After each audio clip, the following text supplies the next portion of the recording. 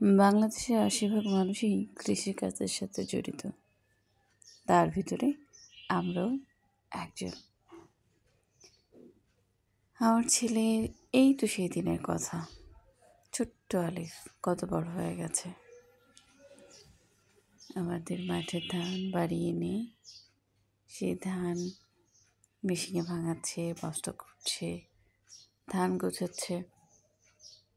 আমার তো বিশ্বাসই হয় না আমার ছোট আলিফ কত বড় হয়ে গেছে। আমার মনে হয় বা আমি বিশ্বাস করি বাচ্চাদের লেখাপড়ার পাশাপাশি খেলাধুলা যেমন দরকার, ঠিক সেরকমই ছোট ছোট কিছু কাজ শেখা বা জানারও দরকার।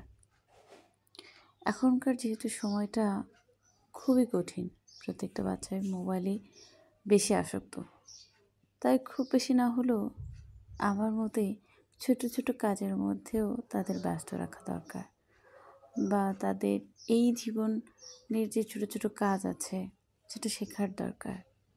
এখন থেকেই নিজের পায়ে দাঁড়ানোটা দরকার, তাহলে সামনের সময়টা তাদের লড়াই করতে আরও বেশি সুবিধা হবে। তা না হলে কঠিন বাস্তবের মুখোমুখি যেদিন হবে সেদিন ভেঙে পড়বে।